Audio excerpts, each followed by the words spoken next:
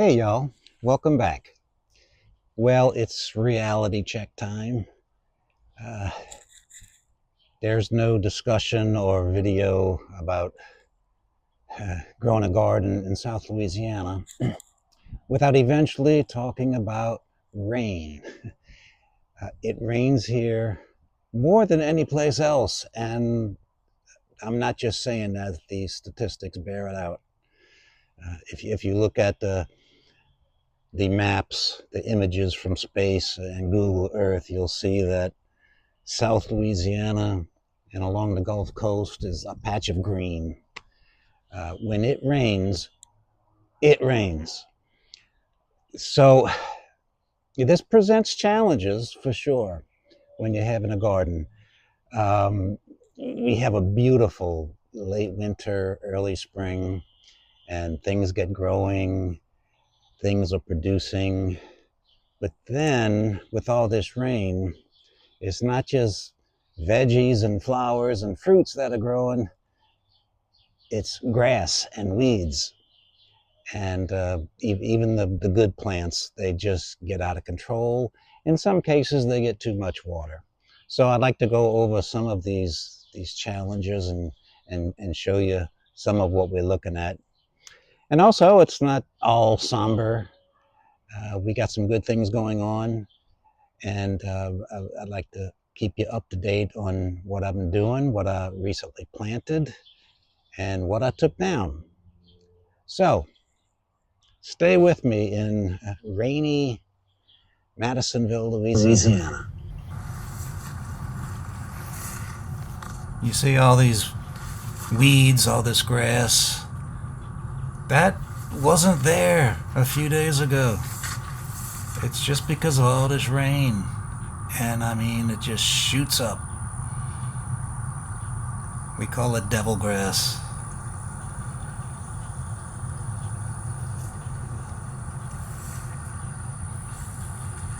That's the sun gold tomato. It's certainly doing great. Growing like crazy.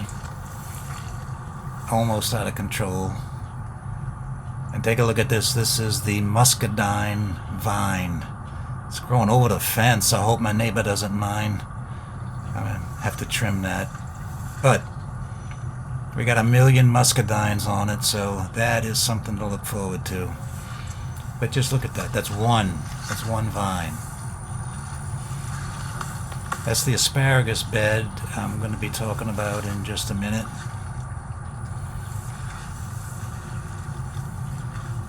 And the apple tree, which I'm going to be talking about in a couple of minutes.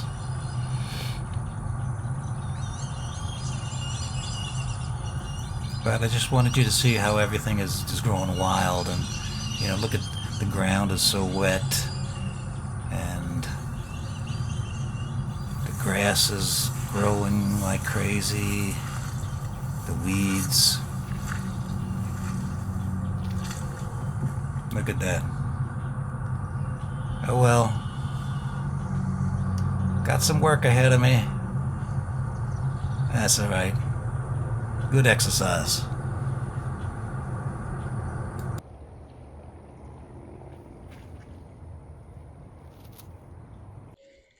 This is the asparagus bed, and I'm telling you, that has just grown in the last few days. At this point, I'm just going to let it grow. Now, I may trim this back one more time, but I'm going to let the asparagus grow and let those roots develop. And come the fall, maybe next spring, we'll get even bigger asparagi. So yeah, this bed kind of stays hidden behind everything, but it's actually quite successful. Asparagus.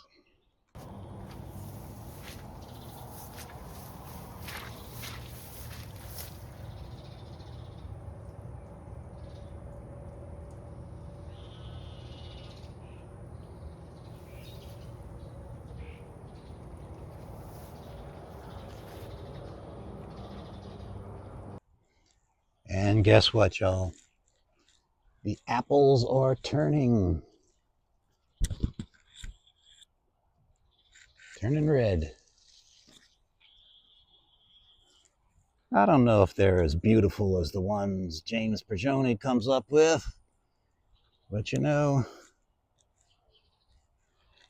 growing apples in South Louisiana, I'm happy with whatever we get.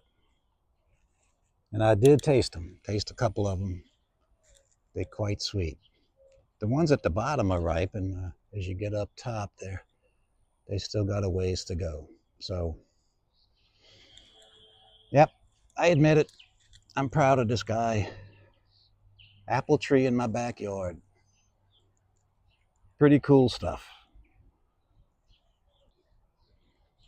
In the midst of all these weeds, all this grass, I have a homegrown rosemary bush going here. What I'm really doing is just procrastinating because I know I got to pull all this grass up. So this is an Orient pear. That's what the sticker said. It didn't say Asian pear, it said Orient pear. And it's all green right now. Quite healthy green, but no pears yet. This is a younger one. This was a year later, so it's only on just about its second year. And this is a plum tree. Right next to that sunflower is a plum. I actually harvested the first plum a couple of days ago. Quite sweet. So just the fact that it's producing is good. And it's planted in actually a garden bed. So I got it off to a good start. And y'all, with all this rain, this is where it's good to have raised beds, because that's the challenge. So also over there, let's see if I can zoom in a little bit. You can see the dill. And a nice little crop of dill going on. And with all those cucumbers I harvested, I put 2 and 2 together, and I guess I'll make some dill pickles. I keep showing this sunflower because I can't believe it. It's the most massive sunflower I've ever grown. I'm gonna look it up to see exactly what variety it is. Because I mean, there's just one plant. It was just one seed. But it also tells me that soil right there is doing pretty good. I'm gonna keep y'all up to date with this. It is a Moon and Stars watermelon, and I'm letting it grow up the trellis. So I don't know, it's definitely going to need some support if I get any melons growing there. Y'all, first time I'm mentioning this, but you see this little plant here? It's a kiwi.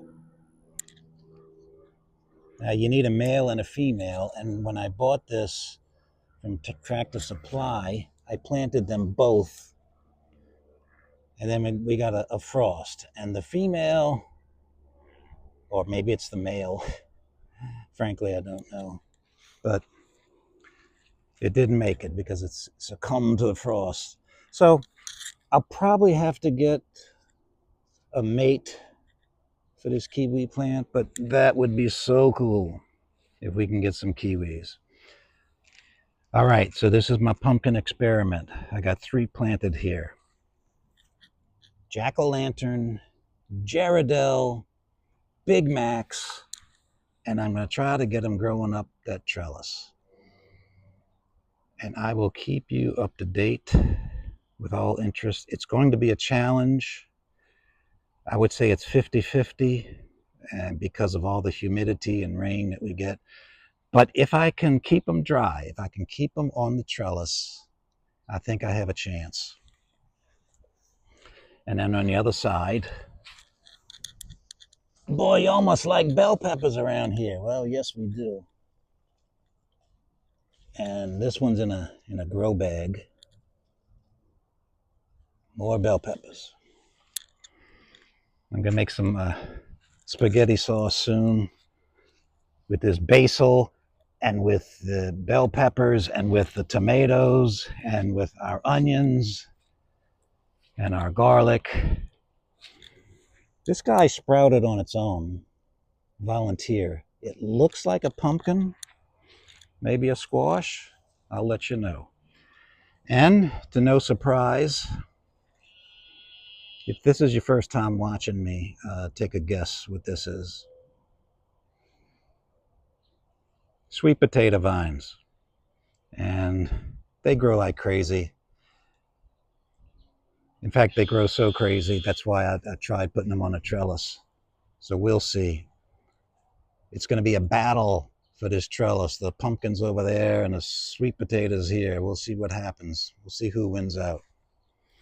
But it's going to be all summer. But I'm not going to pick those up and for a long, long time. Maybe 3 months. I wanted to mention basil because we got growing everywhere.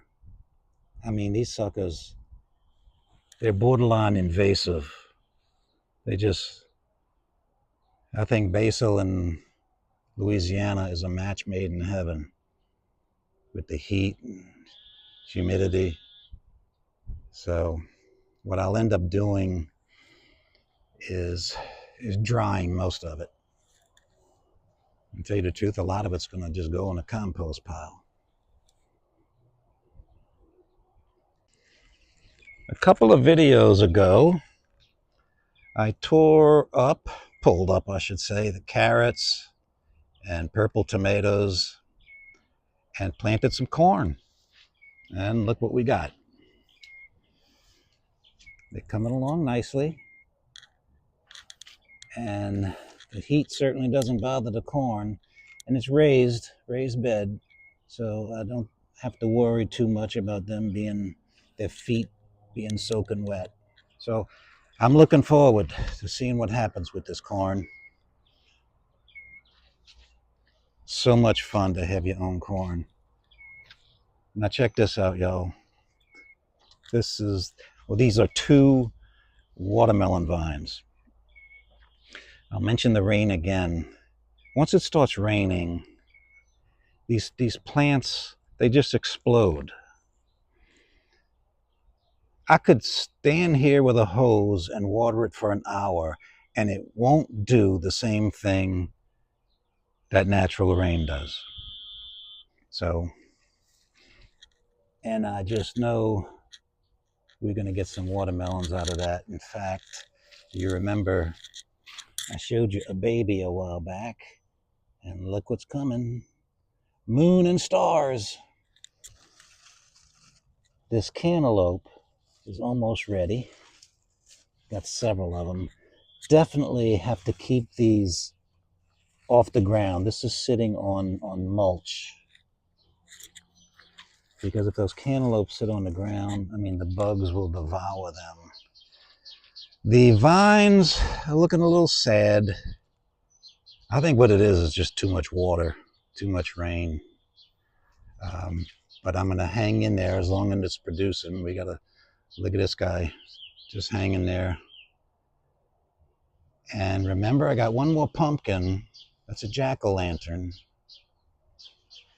I guess I should put some sort of table under it. Give it some support. Not better. It looks like it's already starting to turn orange. But yeah, I think these vines are getting just a little too much rain. But I'm not going to pull them up yet. They're still producing. So we'll see. I do have one perplexing issue, and that's these eggplants. Well, there's a little baby right there. I have historically had great success with eggplants.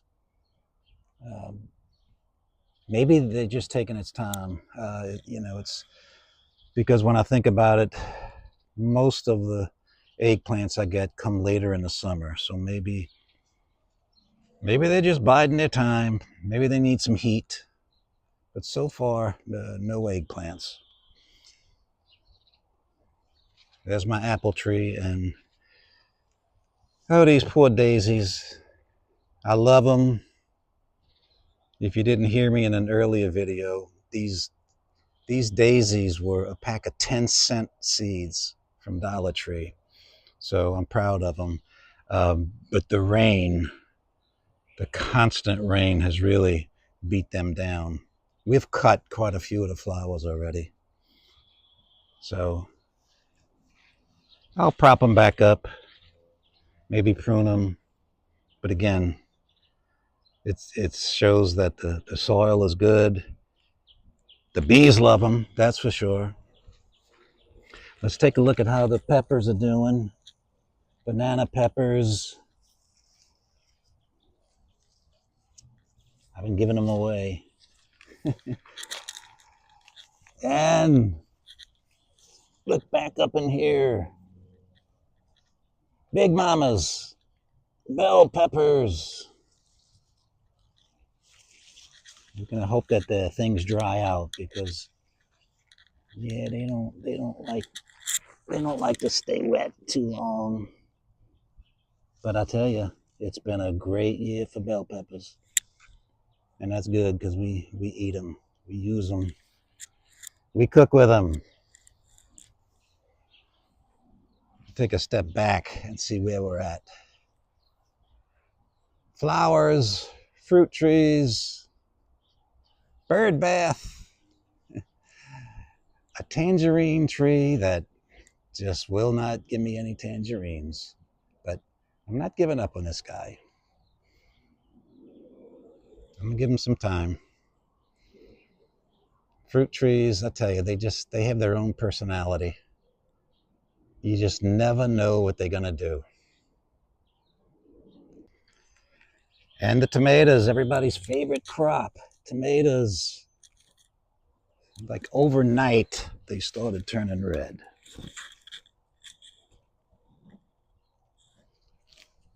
I made a video about a month ago, like, can you grow disease-free tomatoes? Yes, you can, and I stand by that. But there comes a point in every tomato plant's life, especially if they get 10 inches of rain in 3 days, that there's just, I mean, any plant would suffer. But they're good.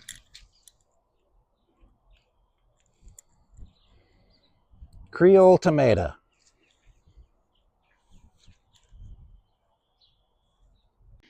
If you've been following along with me, first of all, thank you very much.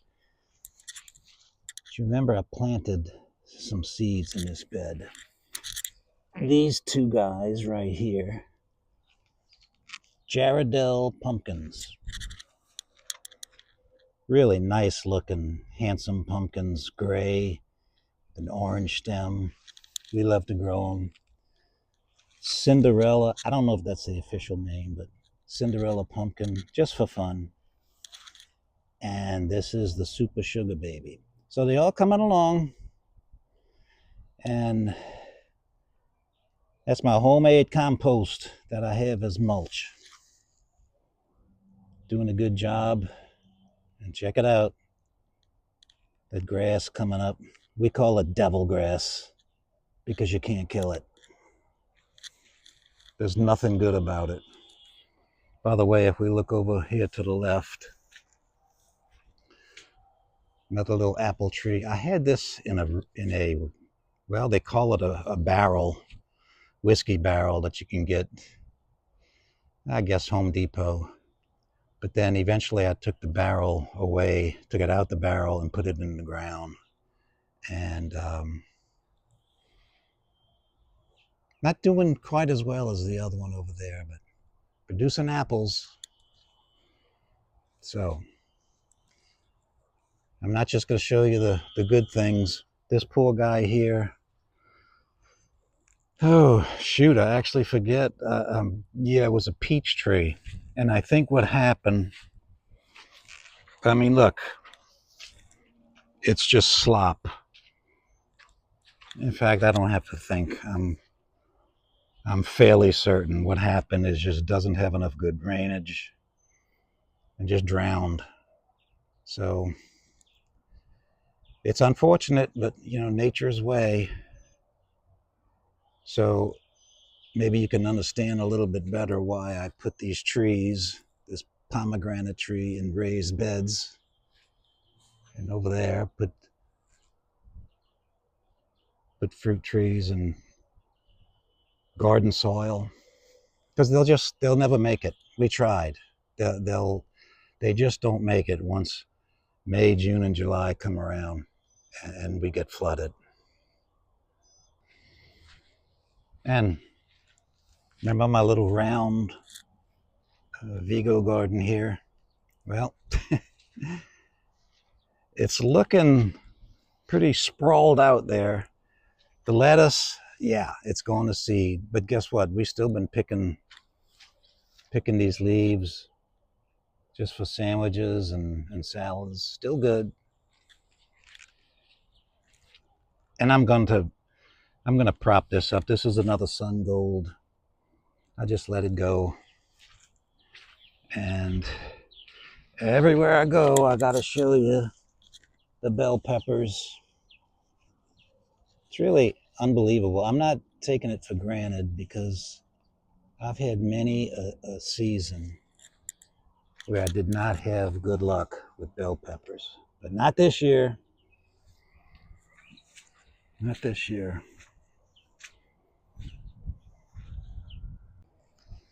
It's one of the intriguing things about gardening. I was talking about the bell peppers this year. Uh, some years, some crops do great and some don't. And then the following year, the same crops don't do well, and then the ones that didn't do well are doing great, even though you do the exact same things. So it's a challenge. It's interesting. They're living things. They're not robots, and so every year is going to be different. And you just never know. You just never know what you're going to get. You do your best. You do everything you're supposed to do. You kind of follow your instincts, and look, more often than not, you have success. But if something doesn't work out, that's just the way of the world. That's how it works. So, yeah, that's where we stand. As I'm sitting here, the ground is kind of like a swamp. Really, this whole area is a swamp. We fill it in. We make raised beds, and we make it work. So no complaints. The challenge of it is part of the fun, and this is God's world. He just lets us enjoy it and have fun and have challenges. So if something gets too much water, we'll just deal with it. Put it in a grow bag, something like that. But we're going to keep going. We still have some time. I hear people say and watch these videos from England and up north, and they say that there's the hunger gap, meaning, I don't know, late winter or something. But down here, our hunger gap is more like July and August. There's not a whole lot that we can have growing. We got some things, but not a whole lot. So I'm going to take you along every month.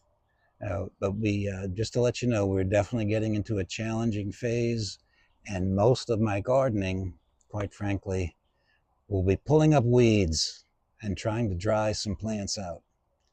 But it's fun. So I thank y'all for watching, and I'll see you next time. Bye-bye.